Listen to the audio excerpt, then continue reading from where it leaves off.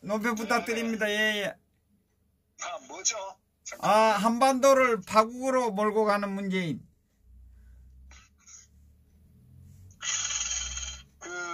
아마 오늘 아침에 많은 분들이 뭐 유튜브나 다른 보도를 통해서 예.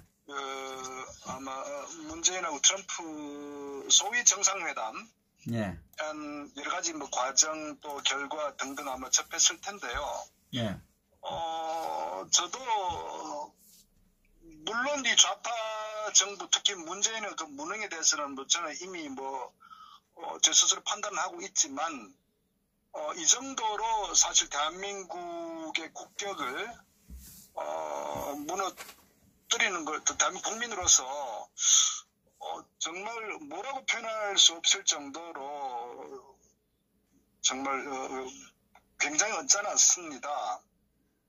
근데 우리가 하나 이번 사태를 보면서 다시 한번 또 인식을 해야 될 부분이 좀 냉정하게 저는 그렇게 봐요. 왜 문재인이 이제 이 워싱턴에 날아가서 트럼프와 어떤 그 소위 정상회담이라는 것을 하게 했느냐. 예, 배경. 예. 네, 두 번째로는 이번 그 정상회담 준비하는 과정에 어떤 여러 가지 어떤 문제점들, 또 그런 부분하고 뭐 내용 측면도 물론 형식도 물론이고 외교적으로. 예. 그 다음 또 이로 인해서 앞으로 그 한반도에,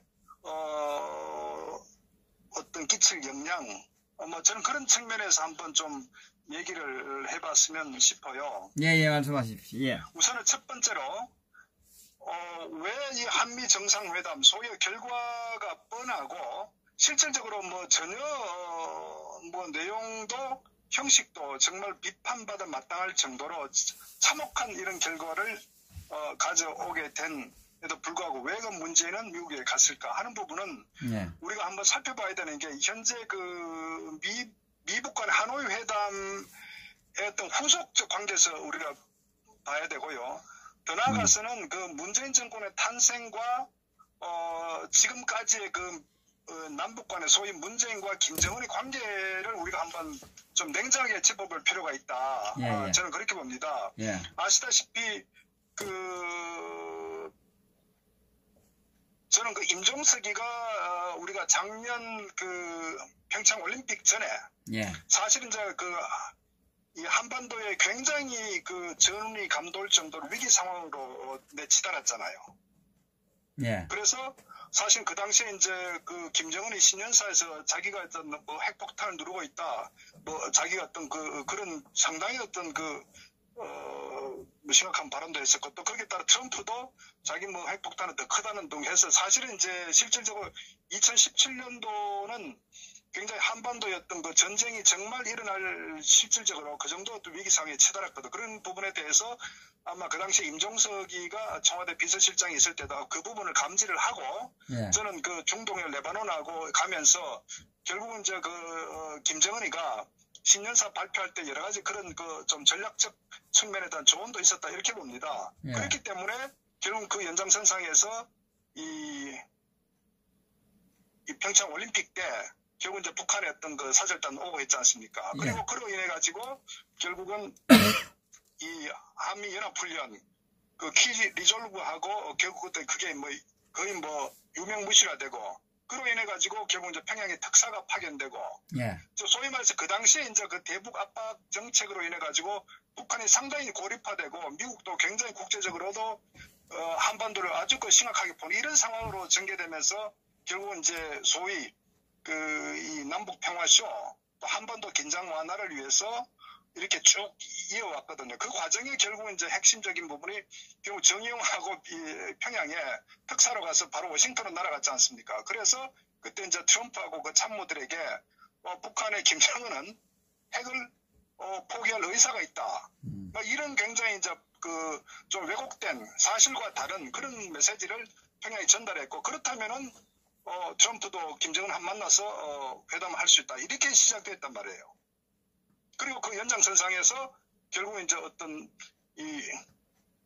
미국의 어떤 군사적인 압박을 좀 피해가려고 결국은 주말에 4월 27일 날 그 소위 알박기 그 판문점 평화쇼를 진행한 거 아닙니까? 예. 그러니까 그 연장선상에서 결국 이제 6월 12일 날 싱가포르 회담도 이루어졌었고 또 그 후에 9.19 평양의 어떤 그런 여러 가지 소위 그 문재인과 김정은이 만나가지고 이 대한민국의 안보를 허물어뜨려 버리는 소위 군사적으로 정말 여적죄에 해당되는 그런 어떤 그 대한민국 정상적 국민으로서 받아들이기 어려운 그런 어떤 그 상당히 그 심각한 문제를 이제 야기시켰죠.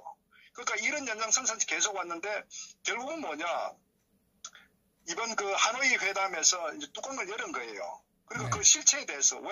결국 6.12 그 정상 싱가포르 회담에서 결국 트럼프하고 김정은하고 한반도 비핵화에 대해서 어떤 포괄적으로 네. 서로 합의했다고 서로 이제 인식을 했단 말이에요. 그런데 그 이후에 실질적으로 진행된 아무것도 없었단 말입니다. 그래서 사실은 어쩌면 2차 미국 하노이 회담에서 이 문제에 대해서 결국은 그 뭐 참혹한 결과로 결렬됐지 않습니까? 그것은 결국 이제 미국이 판단하는 그 패를 이제는 뭐 완전히 그 오픈시켜 가지고 정말 의사가 있느냐 없느냐 이 부분에 대해서 트럼프가 하고 어떤 볼턴이 결국은 그런 그 북한의 의지를 정확히 어떤 그 확인하는 그런 수순에서 결국 김정은도 자기 어떤 그 속마음이 완전히 드러났다. 이것이 사실은 이제 현재 이 미국 간에 결국은 이 굉장히 냉각기를 갖는 이 상황이거든요. 그렇죠. 이런 상황인데 아시다시피 문재인과 이 주사파 세력들은 끊임없이 미국과 다른 행보를 해왔다고요. 그 사실은 이제 우리가 미국 입장에서는 저는 개인적으로 그렇게 봅니다. 그 문재인이 당선된 이후에 결국 홍석현이가 미국의 그 소위 특사로 워싱턴 방문했을 때 결국 트럼프가 홍석현을 대했을 때 굉장히 아주 그 정상적인 그 이 동맹 또는 어떤 국가 간의 특사로서 이렇게 그 대접하지는 않았거든요. 예. 그것은 바로 문재인 정권의 탄생 자체가 굉장히 문제가 있었다는 것을 저는 트럼프 워싱턴에서도 인식하고 있다. 그렇기 때문에 결국은 홍석현이 이제 특사로 왔지만 그 부분에 대해 시작 출발점부터가 문재인은 그러한 어떤 그 문제점 안고 태어난 정부다. 그리고 네. 어떤 심각한 것은 그 이후에 보인 행보. 우리가 뭐 다 아시다시피 유럽 아셈 작년 그 6월달 아셈에서 문재인이가 결국은 어떤 프랑스 마크롱과 또는 뭐 독일의 어떤 멜겔 총리나 영국의 어떤 메이 총리 같은 이런 그 외국 수반들 앞에서 일방적으로 북한의 김정을 두둔하는 오히려 지금 전 세계적으로 압박 공조를 가지고 있고 유럽도 지금 아주 철저하게 공조 상태에서 CVID를 주장하는 이런 분위기인데 한국의 어떤 외교 어떤 그 노력을 하는 게 아니라 완전히 그 북한 김정은을 감싸고 두둔하고 외국의 입장과 전혀 상반된 이런 상황을 하면서 결국은 외국 정상들로부터 많은 어떤 그 어떻게 보면은 지역적인 그런 여러 가지 그 외교적 결과를 안게 되었죠. 그 뭐 마크롱 앞에서는 그 앞에서 놓으라는 정말 어떤 그런 그 부끄러운 그런 그 발언도 들었어야 했었고. 예. 그리고 또 뭐 아시다시피 그 로마 교황 북한 방문권에 대해서도 결국은 사실 그 당시에 뭐 외교 언론에서도 많은 보도를 했지만 실질적으로는 전혀 그 의지가 없었음에도 불구하고 이걸 결국은 북한 김정은을 두둔하기 위해서 정치적으로 이용하기 위해서 국내 언론도 많이 이용했었고 결과는 또 전혀 달랐지 않습니까? 예. 결국은 그 이후에도 그 에이펙 정상회담 소위 동남아 갔을 때도 결국 마찬가지 연장선상에서 계속 김정은을 두둔하는 결국 그것은 뭐냐 미국이 추진하는 어떤 그 한반도 비핵화 정책 또는 어떤 세계 어떤 그 유럽 유엔국들과 함께 공조하는 이런 그 압박 정책과 전혀 궤를 달리하는 완전히 친북적 행태, 철저하게 북한의 김정을 대변하는 이런 형태로 계속 가왔다. 그러니까 한미 간의 갈등이 굉장히 그 아주 그 심각한 상황으로 치달았죠.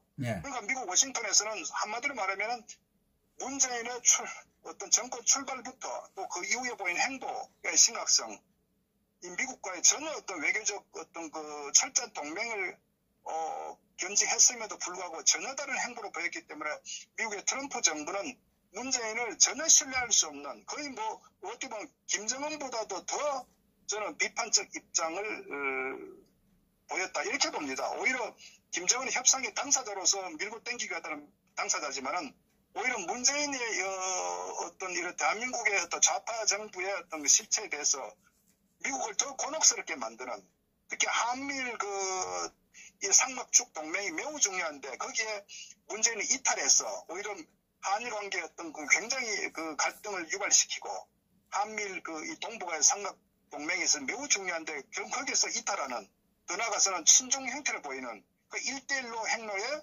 오히려 어떤 발을 담그는, 그러니까 미국이 어떤 인도 태평양 어떤 새로운 이 안보 전략에 동참하지 않고 오히려 친중적 행보를 보이는, 그야말로 그것은 기존의 한미 동맹 관계를 해치는 굉장히 심각한 이런 노선을 견지해왔기 때문에 미국 트럼프 입장에서는 어쨌거나 김정은보다도 더욱더 문제가 심각한, 더더구나 한미 동맹이라는 이런 관계에서 봤을 때는 정말 용납할 수 없고 이해할 수 없는, 이것이 바로 문재인 좌파 정권의 실체였단 말입니다.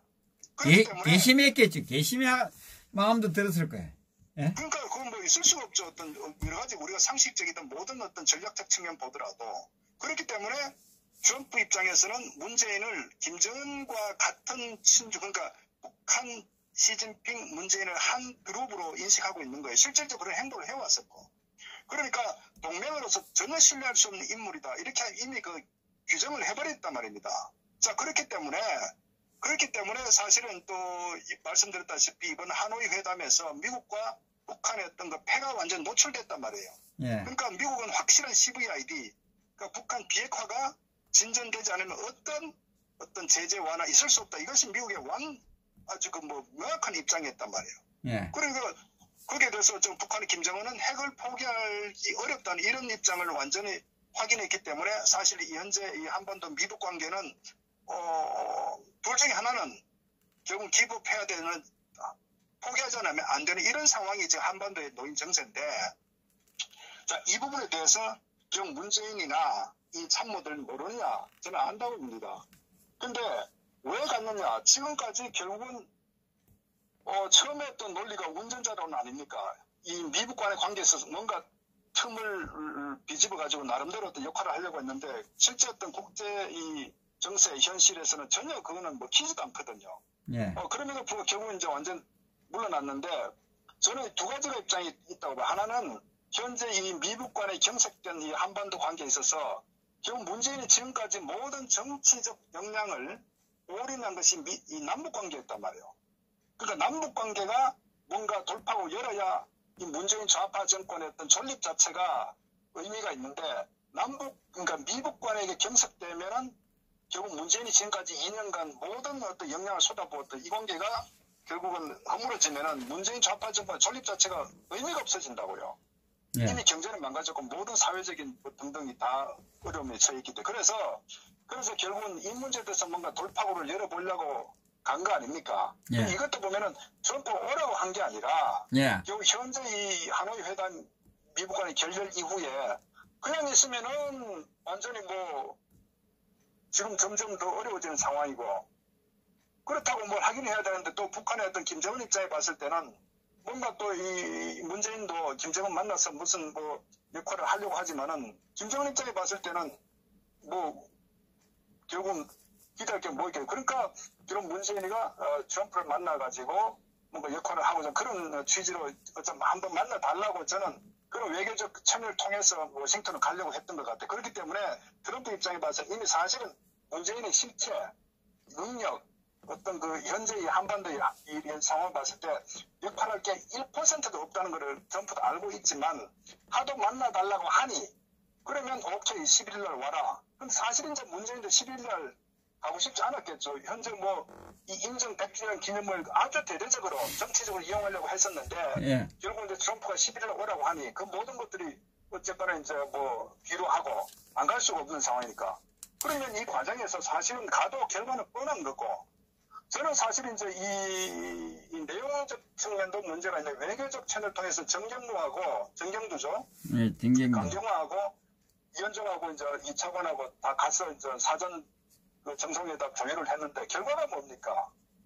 뭐 이미 저는 어떤 그 이런 부분은 우리 지난 흐름 또 현재 한반도 정세 봤을 때 달라질 게 하나도 없어. 미국의 또 원칙에 있어서. 그러니까 결국 뭐냐면은 뭔가를 쇼는 해야 되는 거예요. 미국 가서. 그래야 김정은이 볼 어떤 면목도 있다는 거죠. 왜? 문제는 김정은하고 다시 그 정상회담을 하고 싶어 하는 거예요. 근데 김정은 입장에 봤을 때 문재인 만나주겠습니까? 아무 역할도 없는데. 그러니까 결국은 문재인이 트럼프한테 매달려가 뭐라도 좀 하고자 하는 어떤 그런 그 제출이라도 해야 그래야 문재인을 김정은을 만나려고 할 때 어떤 그 거리라도 있는가. 저는 뭐 그런 측면에서 김정은에게 잘 보이려고. 네. 전 그런 측면도 있고 어쨌거나 현재 이 경색된 이 미국 관계를 뭔가 좀 돌파하려고 하는 이런 좀 의도도 있었다. 그러나 실질적으로는 전혀 결과는 뻔하다. 근데 제가 사실은 이제 우리가 굉장히 그 문제는 이런 그 정상회담이라고 하지만 보십시오. 그만큼 이 다급한 상황이고 1박 3일, 3박 1일이죠. 실질적으로 이제 일하면 하루인데, 거기에 이게 그 실무 미팅 아닙니까? 이 국빈도 아니고, 그만큼 다급한 상황에서 갔다면, 거기에 왜, 김정숙이를 왜 데리고 가냐 이겁니다. 이것도 자체 코미디 아니에요? 이거 우리 국민들이 알아야 되는 게, 정말 초등학생이라도 알아야 되는 게, 우리가 어떤 그 통상 어떤 또 바깥 사회 일할 때 만약에 남자들이 바깥에 업무적인 일을 하는데 부부 동반해서 일을 합니까? 그 골치 아프고 냉정하고 딱딱한 일들은 바깥의 일은 명확하게 업무는 업무고 그 다음에 어떤 그 뭐 만찬이든 또는 뭐 저게 부드러운 자리 같은 경우는 뭐 가족 동반, 부부 동반 할 수 있겠죠. 이거 상식 아닙니까? 더더구나 국가와 국가 간에 특히 어떤 첨예한 이런 그 정치적 이슈가 있는데 거기에 하루 자는데 거기 가서 거기에 영부인을 데리고 간다. 이거 이해할 수 없는 거 아닙니까? 논리가 맞지 않는 거예요. 그러니까 이 좌파들은요, 무능한 거는 저는 뭐 이미 알고 있어 무능하다는 거. 그러나 무능해도 분위기 파악은 해야 될 거 아니에요. 논리적으로 거짓말을 하더라도 상대방이 어느 정도 수긍이 돼야 되는데 어떻게 이런 그 본인들이 스스로 이 남북 간의 비핵화 문제에 특히 그렇게 심각하다고 판단하고 그렇게 이 트럼프에 대한 매달리면서 한번 만나달라고 이런 모습을 보이면서 어떻게 이 실무회담에서 소위 영부인을 데려가냐. 그것도 회담에서 보십시오. 기자들이 한 50명이 둘러싸인 상태에서 거기에 자기 부인들 앞에 앉혀놓고 그 부인 얼마나 곤혹스럽게 저는 그렇게 했으면 김정숙이도 고통스러울 것이다. 왜? 무능한 문재인을 만나가지고 쳐다보니 안 가자니 애를 완전 뭐 부뚜막이 올라가서 불안하고 가자니 정말 이거는 뭐 망신이고 저는 그런 측면 아마 그 트럼프 와이프도 아마 정말 그래서 이런 그 정상회담의 이런 의제 딱딱한 의제의 어떤 회담장에 왜 본인들이 거기 앉아 있어야 되는지 자체도 아마 제가 볼 때는 상당히 아마 그 곤혹스러웠다고 저는 생각합니다. 그리고 실질적으로 그 회담을 준비하는 과정에 세 사람 정경주도 마찬가지고 그 볼턴하고 폼페이하고 어떤 비건들 만나면서 전혀 뭐 변화가 다른 뭔가 원하는 게 안 나오지 않았잖아요. 예. 그러니까 결국은 이 대한민국에 그러나 어떻거나 싫든 좋든 간에 대한민국을 대표하는 일종의 국가 수반이라고 하는데 이런 외교적인 참사 저는 정말 그 부끄럽게 짝이 없다. 더더구나 그 사전 준비는 그렇다 치더라도 트럼프를 만나기 전에 이 폼페이오가 볼턴을 만나 정상 한 나라의 국가 정상인데 그 참모들 만난다. 이게 넌센스 아닙니까? 그리고 또 이 마이크 펜스도 또 부통령도 만나고 그리고 마지막에 트럼프하고 잠시 이런 기자들과 함께 있는 자리 이게 무슨 정상회담입니까?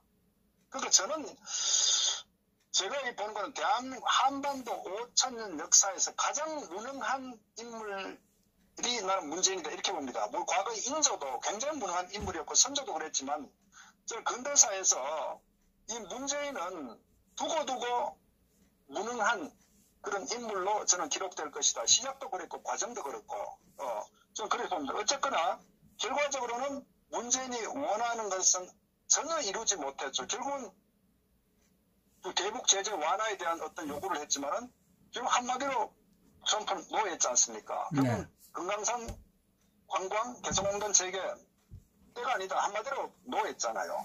그 다음에 3차 미북 회담 서두를 필요 없다. 지금 때가 아니다. 지금 압박을 유지할 상황이다. 결국은 오히려 어떤 의미에서 보면은 지난 그 하노이 그 미북 회담의 어떤 그 재확인하는 다시 쐐기를 박아버리는 그게 이제는 어떻게 보면 선택의 여지가 없는 이런 상황에 어떤 확인하는 어떤 그런 굳이 의미라면은 뭐 그런 상황이다. 결국은 다시 말하면은 문재인은 운전자로 뿐만 아니라 이 한반도의 비핵화 이 전개 과정에서 문재인이 할 수 있는 거는 1%도 없다.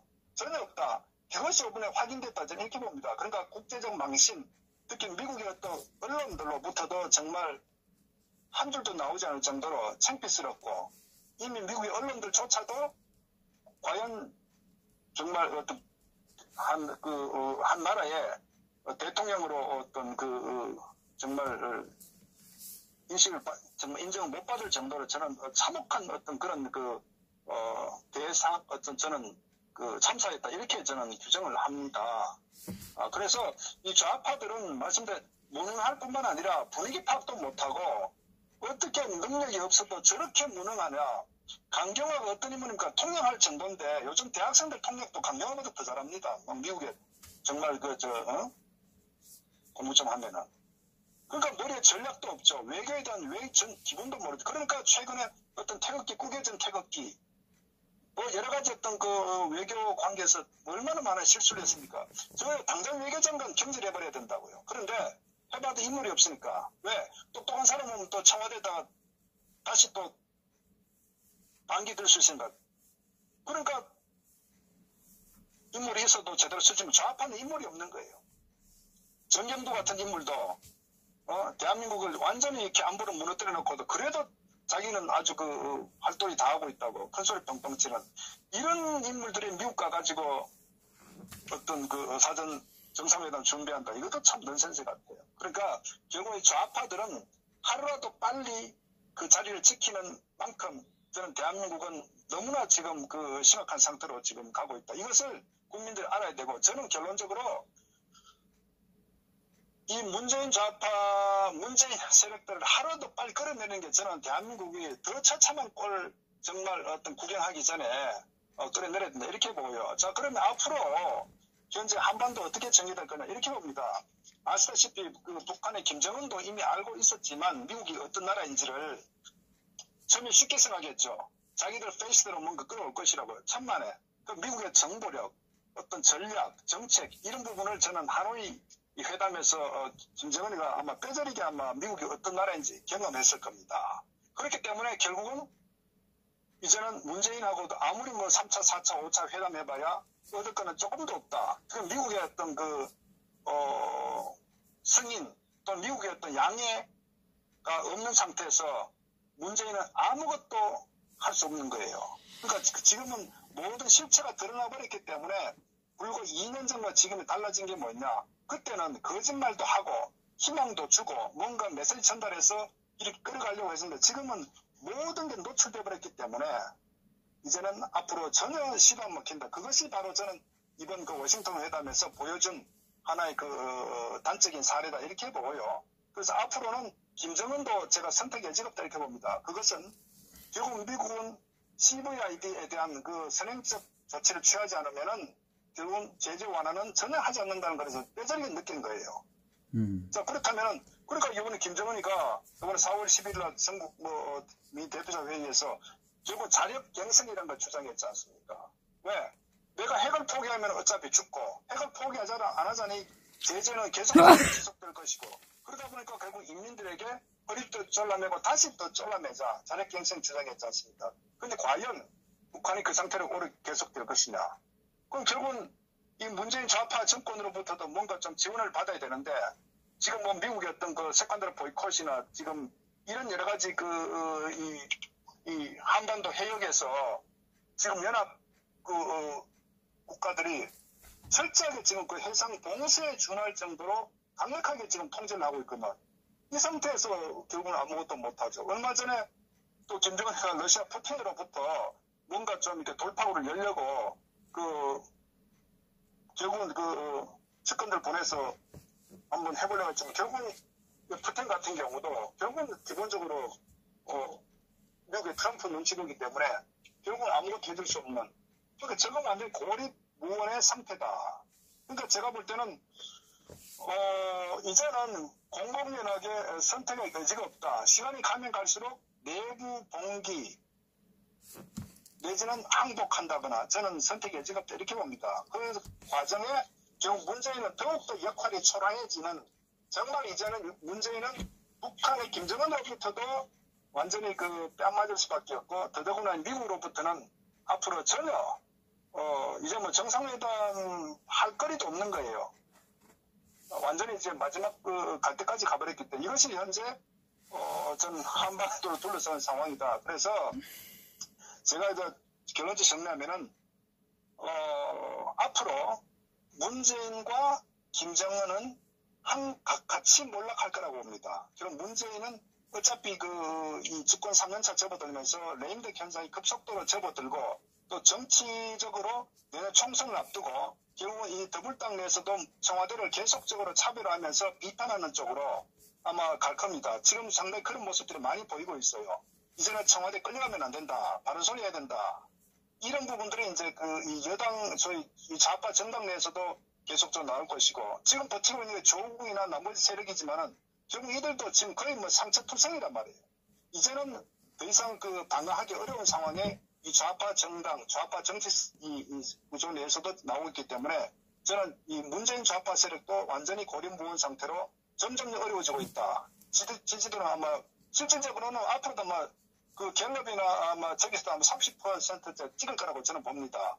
이 상태로 가는데 여름이 갈수록 결국 총선 통천 과정 접어들게 되면은 저는 점점 그 상황이 급속도로 무너질 것이다.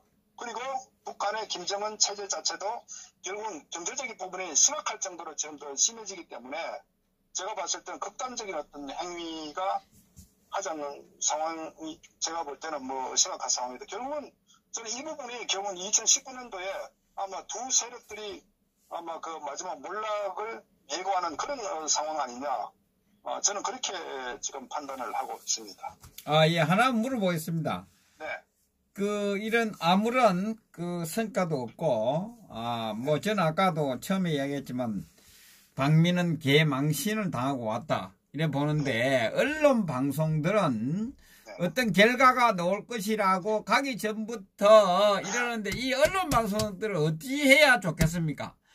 저는 그렇게 봅니다. 우리가 알다시피 현재 언론의 냉정한 현실은 그건 이 민주노총이 장악된 언론 아니겠습니까? 예. 그렇기 때문에 언론은 이 좌파 정권과 탄생이 더불어 탄생했단 말이에요. 그러니까 이들은 문재인이 몰락할 때까지 계속적으로 방어할 거예요. 국민들이 다 아는데도 그때까지 계속 간단 말입니까? 마지막까지. 그럼요. 100% 알아도 계속적으로 그렇게 미화시키고 우리하고 전혀 다른 식으로 해석을 해나갈 겁니다. 아무것도 놓을 게 없는데 뭐 결과가 나올 것처럼 언론 방송에서는 참 그러고 있는 거 보니까 참네. 다만 언론에서도 이런 아마 부분 되게 소위 조중동, 과거에 보수라고 했던 소위 조중동 세력들은 아마 조금 견해를 비판 수위를 좀 높여갈 겁니다. 왜? 어차피 문재인 좌파 정권은 몰락한다는 걸 너무나 잘 알기 때문에 언론이 미리 뭐 다 예측하겠죠. 그러니까 이 조중동 세력들은 아마 훨씬 더 정치적인 어떤 변화를 많이 아마 달리할 겁니다. 그런데 현재 한겨레, 오마이뉴스, 경향 뭐 등등등 좌파 기존의 매체들 같은 경우는 마지막까지 아마 문재인을 호위할 겁니다. 저들은 어쨌거나 어떤 경우든 문재인 어떤 경우 하든 간에 저는 옹호하고 어떤 자신들과 대변한 함께하는 그런 목소리 낼 수밖에 없는 정치적으로 한 놈인 거예요. 그러니까 사실 이제 이성적 측면에서 보면은 이건 뭐 이 문재인 좌파 정권은 있을 수가 없는 거예요. 우리가 뭐 비판 100번에도 이게 부족함이 없는데 그럼에도 불구하고 좌파들 사고는요. 문재인 나라를 망쳐도 문재인을 지지한다고. 그것이 문파 아닙니까? 그래서 다만 조금 기대를 갖는다면 결국은 제가 말씀드린 정치적 상황, 소위 총선의 정치 상황에 변화가 오기 때문에 결국 문재인 좌파 지지율은 공식적으로 많이 떨어지고 30%대 곧 찍힐 겁니다. 그렇다면은 거기에 따라서 소위 이제 기회주의 행태 보인 세력들 그들이 또 아마 또 갈아탈 가능성이 클 겁니다. 그래서 저는 뭐 전체적으로 보면은 언론은 어쨌거나 이 좌파 이념을 지향하는 이 좌파 이념들은 아마 마지막까지 아마 버틸 겁니다. 그래서 우리는 그 부분에 대해서는 뭐 그렇다고 인식하고 뭐 어쨌거나 저들의 어떤 운명은 뭐 오래 가지 못한다는 것이 뭐 좀 제가 판단하는 부분입니다. 예, 감사합니다. 수고하셨습니다. 네.